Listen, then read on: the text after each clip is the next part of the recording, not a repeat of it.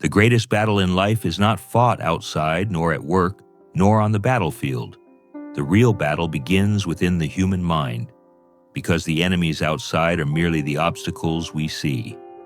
The real enemy is hidden within you, in the chaos of your mind, in the fears that eat you up from the inside, in the chains of your desires, and in the emotions that try to control you like a puppet.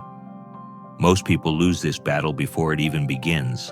A tiny bit of criticism completely destroys their self-confidence.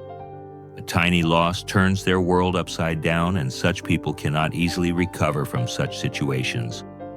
The betrayal of a friend, a setback at work, or the fading of a dream, it is more than enough to destroy them. Anger, fear, jealousy, and dissatisfaction weigh heavily on their hearts. They live as prisoners of these chains. But Stoics are different. Despite the cruel blows of the outside world, they have built an unshakable fortress within themselves. Their strength does not come from their muscles. It does not come from their weapons, wealth, or fame. Their strength comes from the discipline of their minds, which is like a silent but unshakable wall. Because the Stoic is not a slave to circumstances, he is the master of his own soul. Today, you too can learn this power. You can retrain your mind, build an unbreakable will and an unshakable character. How? With 7 Stoic rules. These rules are not just pleasant phrases from ancient philosophers. They have been tested with the patience of gladiators who faced death in Roman arenas, the courage of soldiers on the battlefield, and the resilience of wise people condemned to loneliness in exile. Every rule has been carved into history with blood and pain. Now open your ears and listen carefully. Focus only on this video and put aside everything else going on in your life. Write in the comments exactly how you feel right now. Because if you apply these 7 rules to your life, no power will ever break you again. No loss will destroy you, and no human being will be able to tie your hands. After this video, read your comment again and you will understand the difference. Ready? Let's begin. Rule 1. Master your emotions. Don't be a slave to your emotions. Emotions are like a storm. They start out like a light breeze in the sky, then suddenly intensify, shake everything around you, throw you off balance, and then slowly fade away. But in those brief moments, they can toss you around so much that they leave behind broken pieces of your life. An outburst of anger can destroy a relationship you've built over years in an instant. A moment of fear can cause you to miss the opportunity of a lifetime. A moment of jealousy can poison your insides and turn into years of regret. Most people become slaves to these storms. For them, it's perfectly normal to yell when anger strikes, to be destructive when jealousy strikes, or to retreat when fear strikes. But in reality, this means surrendering the captaincy of your own life to your emotions. Yet for the Stoic mind, the rule is quite clear. Emotions are not commands, they are merely data. They point you towards something like a compass, but they do not say do. Your job is to understand, interpret, and manage them. Feeling an emotion is natural. It is proof that you are human. Anger, fear, jealousy, anxiety. These are not your enemies, but if you bow to them, they become your masters. Trying to suppress your emotions is not the solution either, because every suppressed emotion returns even stronger, just like a pot whose lid you force shut. The pressure builds up and eventually causes a much more destructive explosion. That's why the Stoic perspective is not to ignore your emotions, but to recognize them. When you notice them, name them, and observe them, they lose their power.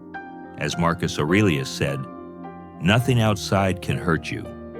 What hurts you is your opinion of that thing. The next time you feel angry or afraid, develop this habit. Stop, calm down, and take a deep breath, and say aloud, "This is anger, this is fear, this is jealousy.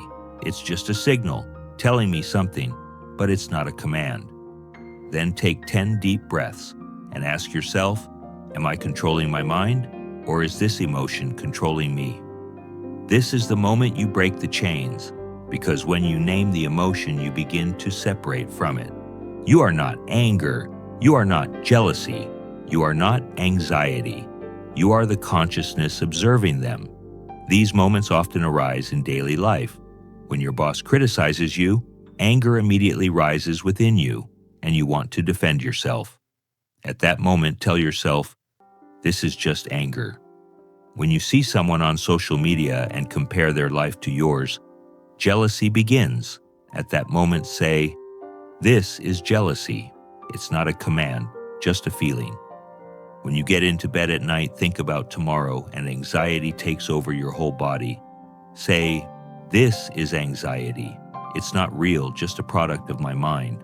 And remind your mind, you cannot control the future, but you can control the present. That is what you can do. As you name each emotion, they diminish. As you notice them, their chains weaken. And eventually you become not emotionless, but unshakable in mind.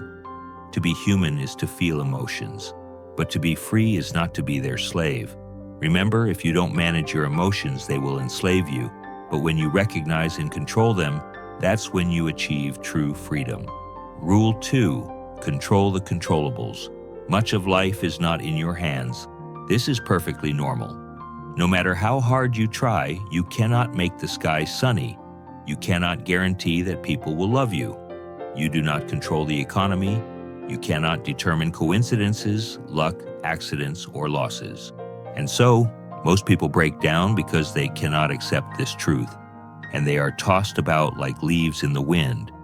Because they waste their energy on things they can never change. They become exhausted because of these things.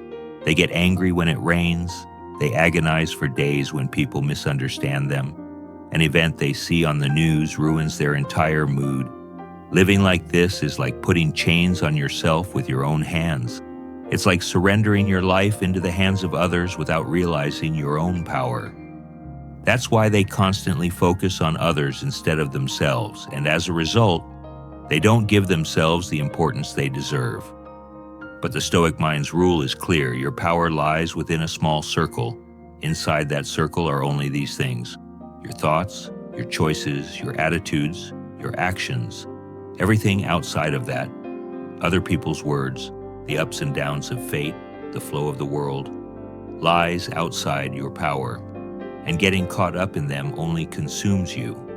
As Epictetus said, it is not events themselves that disturb us, but our thoughts about them. You cannot change the event, but you can change your perspective. This is true freedom. Let's make this more concrete. Take a piece of paper, fold it in half. Write things I can control on the left side. Write things I cannot control on the right side. Then fill it out honestly. I can control getting up early, exercising, reading books, how I react, who I spend time with, how hard I work toward my goals. I can't control rainy weather, what people think, market fluctuations, gossip, luck factors. Then apply this discipline. Every day, focus your mind on the left column, i.e., the things you can control. When things in the right column come to mind, remind yourself this is beyond my control. So let it go. Someone criticized you. You can't stop that criticism, but you can control how you respond. The opportunity you were waiting for didn't come. It's not your job to summon luck, but you can create new opportunities by working hard. Life has gotten harder. Obstacles have increased. You can't erase that, but you can control your patience, your attitude, your discipline. And that's it. The day you can make this distinction, life becomes easier because you no longer give the reins to the world. The world can't push you around. You stay in your own circle and grow your strength there. Being a Stoic means constantly asking this question: is this within my control? If the answer is yes, take action. If the answer is no, let it go and move on. Because you can't stop the rain, but you can open your umbrella. You can't stop people from gossiping, but you can block your ears. You can't see the future, but you can live today to the fullest. True power comes from this awareness. Let go of the world's strings. Hold on tight to your own strings. Hold on so tight that they don't slip away. Rule 3, Premeditatio Malorum, anticipate the worst. Most people hope that life will be easy for them. They pray for good things in the morning, for plans not to go awry, for relationships to progress smoothly. But the truth is, life is not kind. Storms come suddenly, roads close, people change, luck turns. Here lies the great secret taught by the Stoics, anticipating the worst, Premeditatio Malorum, preparing yourself for the unexpected. This practice is not pessimism or paranoia.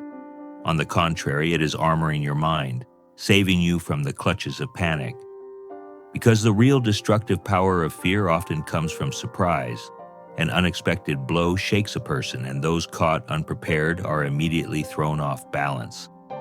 But if you rehearse the worst-case scenario in your mind over and over, its power diminishes when it actually happens in real life.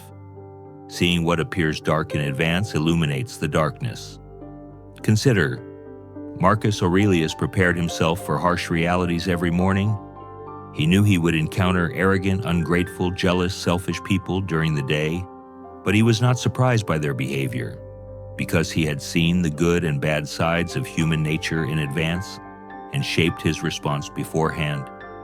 You too can act with similar discipline. How? With a simple but ruthlessly effective method. Set aside 60 seconds every day and visualize the worst-case scenario. Detail your failure at work, your plans falling through, the sudden loss of a loved one, financial hardship, betrayal, whatever situation you fear as if it were real. But then stop and calmly take these steps. Make a logical plan, choose calmness over panic, patience over anger, and determine the first concrete step to take instead of feeling helpless. This trains your mind. It reduces the intensity of fear's impact on your nervous system. In a moment of shock, your body won't overreact because you've already accepted it and determined how to respond beforehand. It's like an emotional vaccine. Small, controlled provocations weaken the effect of fear. Let's look at some practical examples. For example, the scenario of being fired from work. Close your eyes, experience the shock of being fired, feel the anxiety, the anger, the shame. Then make a logical plan. You will update your resume, prepare references, make a 30-day budget plan, decide to start applying for new jobs at 7 a.m. What's the first step? Today, I will spend 30 minutes updating my resume. When you define this first step in your mind, panic gives way to action. When it actually happens, it's not a tsunami that overwhelms you, but a rehearsed drill, or the possibility of losing a loved one. Imagine that pain. Cry. Hold the grief in your mind. Then ask yourself, if this happens to me, what should I do in the first 72 hours? Who will I talk to? What tasks will I put into action? Lawyer, family, friends, finances. This preparation doesn't eliminate the pain, but it saves you from getting lost in grief. It gives you an emotional compass. Create an if-then plan for each scenario. If X happens, I will do Y. For example, if a major client leaves, I will start meeting with 3 new potential clients within a week. These simple sentences are like a black box. They remind you what to do in a crisis and reduce the burden of decision-making. As the burden of decision-making decreases, stress decreases and mobility increases. How do you incorporate this into your daily routine? Make it part of your morning routine. Practice negative visualization for a minute while grabbing your coffee. Or think of 2 to 3 scenarios before going to bed at night, from small to large. Writing it down is also very powerful. Open a notebook and write 10 items under the heading, "What's the worst that could happen?" Then create a 1 to 3 item action plan for each item. Writing organizes your mind. Fear becomes a concrete problem, and concrete problems require a plan to solve them. Another powerful practice, small provocations, training yourself to put yourself in controlled, difficult situations. Turn off your phone for a few hours, postpone a reward you're expecting until the next day. Try a small financial cutback. These mini-tests teach you that bad scenarios are not really unbearable. This way, you code the bad in your mind not as a constantly provocative enemy, but as a manageable reality.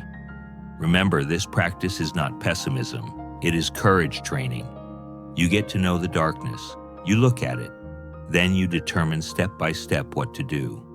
As Seneca said, the things we fear are not as terrible as we imagine. When we think about them beforehand, they lose their power. That's why running through worst-case scenarios in your mind empowers you and prevents them from turning into disasters. Finally, you don't have to do this alone.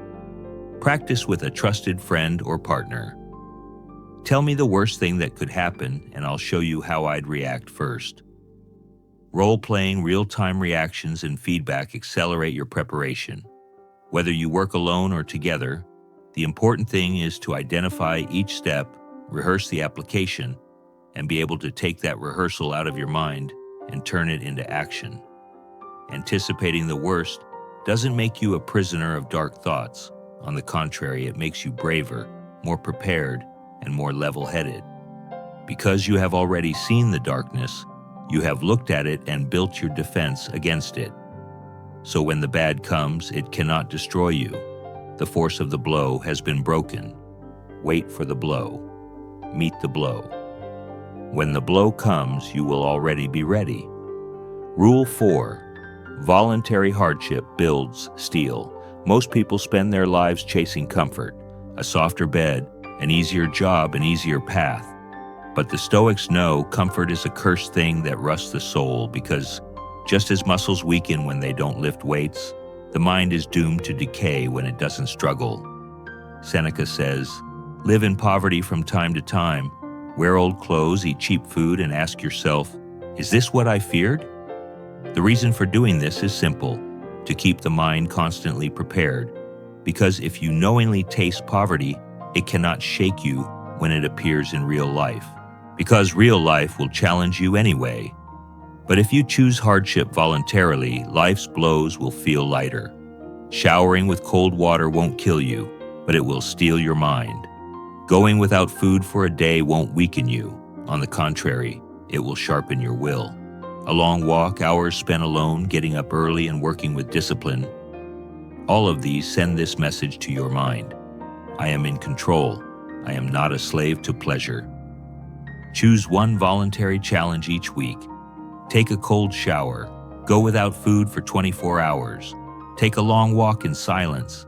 Get up at 5 a.m. and start your day. Turn off your phone for 12 hours. These small challenges actually build tremendous strength, because each one teaches your mind, I can endure. I can become even stronger. Zeno lost all his wealth when his ship sank, but after that event he founded Stoicism, because he realized true wealth is not outside, it is inside. The person who loses their possessions faces hardship, but remains standing achieves true freedom. Today, most of us live relatively comfortable lives in the modern world, but that is precisely why we rust our minds, because we never choose hardship. And then, when life forces us to, we fall apart. Every voluntary hardship you choose makes you stronger. Discipline grows by rejecting comfort. A steel-like mind is forged in the fire. Comfort weakens, difficulty hardens. Choose voluntary hardship, become invincible. Rule 5, detach from outcomes. Worship the process. We all become obsessed with outcomes. Salary, likes, applause, followers, awards. None of these are within our control. But the great secret of the Stoics is this: let go of the results. Attach yourself to the process. As Epictetus said, don't attach yourself to things you can't control.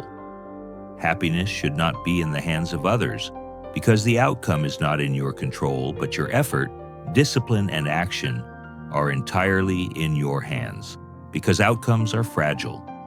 One day you win, the next day you lose. Today, people applaud you, tomorrow they forget you. That's the nature of life. But the process is within you. Getting up every day and working with discipline, doing the right thing every day, taking steps every day, that is your true power.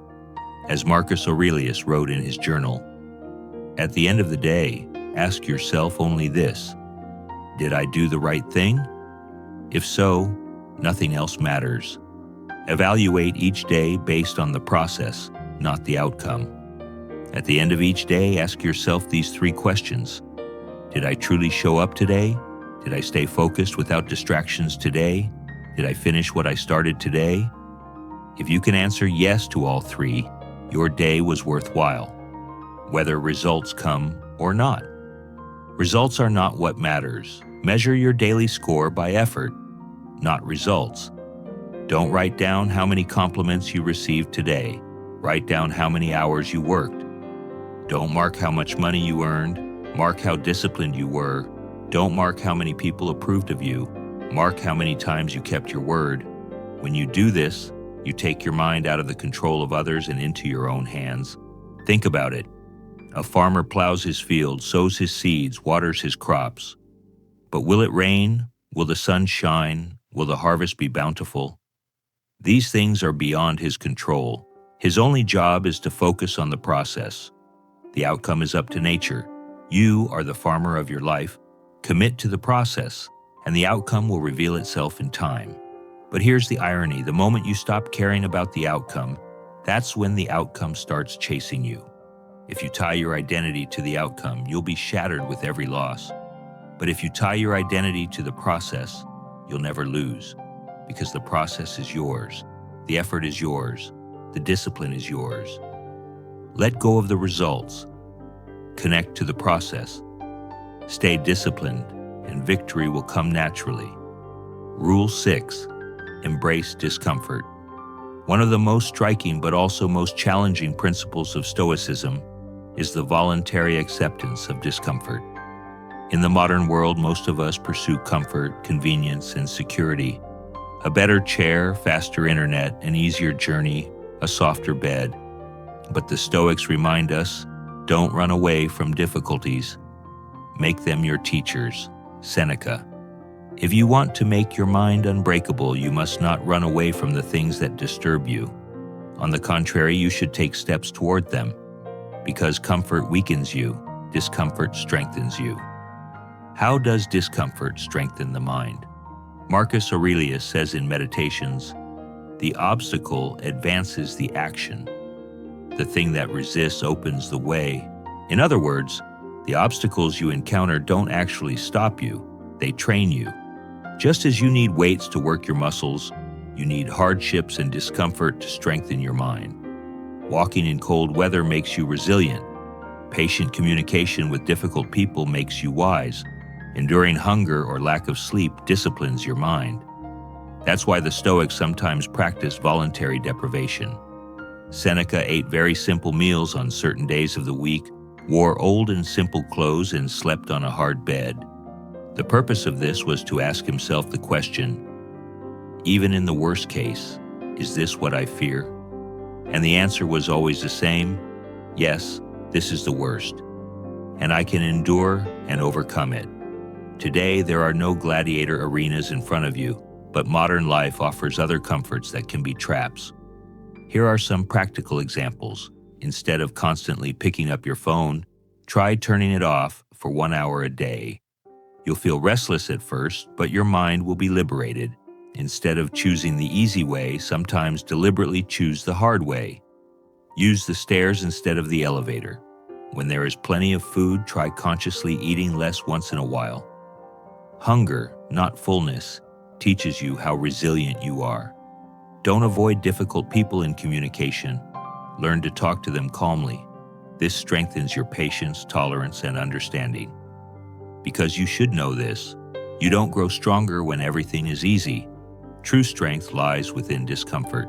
Discomfort equals freedom. Comfort is addiction.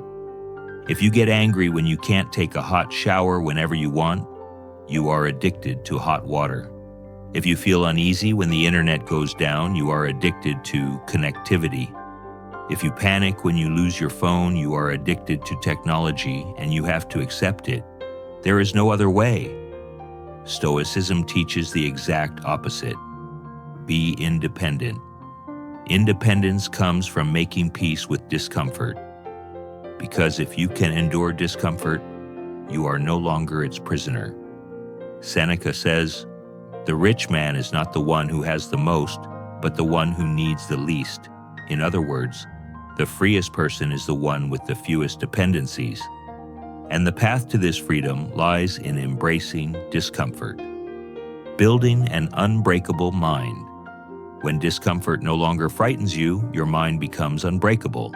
Because whatever happens to you, you have already voluntarily experienced hardship before. You are already prepared for adversity. You have experienced cold, you are not afraid of cold. You have experienced hunger, you are not afraid of going hungry. You have experienced loss, you are not destroyed by loss. Thus you stand apart from the convenience-addicted people of the modern world. While they complain at the slightest discomfort, you remain standing. This is the foundation of an unshakable mind. Rule 7. Live in accordance with nature. At the heart of Stoicism lies one great principle: living in accordance with nature. What does this mean? From Marcus Aurelius to Seneca, from Epictetus to Heracles, all Stoics have pondered the answer to this question. Living in harmony with nature means understanding the order of the universe, recognizing one's own nature, and living accordingly. It is not merely about looking at trees and watching birds. It is a much deeper truth. The order of the universe and staying in your place. Marcus Aurelius says in Meditations, "Nothing that goes against the workings of nature will benefit you." The universe has an order. Everything has its time, its cause, and its effect. The sun rises every morning, night inevitably comes, the seasons turn. You are also part of this great order. If you act against nature, you make your own life difficult. But if you live in harmony with nature, you will be at peace with your life. Human nature. So what is human nature? According to the Stoics, human nature is defined by three things. Reason, the greatest characteristic that distinguishes humans from other living beings. Sociality. Humans are not created to live alone, but for society. Virtue. When humans are virtuous, they live in accordance with their nature. Therefore, for the Stoics, good life does not mean a life filled with money, fame, and pleasures. It means a life that is rational, beneficial to society, and virtuous. Living against nature equals suffering. Today, in the modern world, many people live in a way that is contrary to nature. Our bodies were created for movement, but we sit in chairs for hours. Our minds were created for focus, but we waste time on social media with constant distractions. Our souls were created for virtue, but we chase pleasure and comfort. What happens as a result? Depression, anxiety, dissatisfaction. Because when we live contrary to nature, we conflict with our true selves. How can we live in harmony with nature? For the body, give it what it needs. Eat healthily, exercise, get enough rest. Not excessively, just the basics. For the mind, feed it with useful knowledge, not useless things. Avoid empty discussions, but seek the truth. For the soul, aim for virtue, courage, justice, wisdom, and self-control. These are the true nourishment for your soul. As Epictetus said, play the role nature has given you well. You cannot choose whether that role is short or long, but you determine how you play it. So, everything that happens in your life may not be under your control, but how you react to those events is entirely up to you. Living in harmony with nature means acting with this awareness, the power of harmony with nature. When you live in harmony with nature, you no longer fight in vain. You accept life as it is. When the wind blows, you don't resist it. You change direction. When it rains, you don't complain. You open your umbrella. When people make mistakes, you don't get angry. You know it's part of human nature. So instead of fighting with life, you start living in harmony with it. And that's when you find true freedom, true peace. Now stop and think.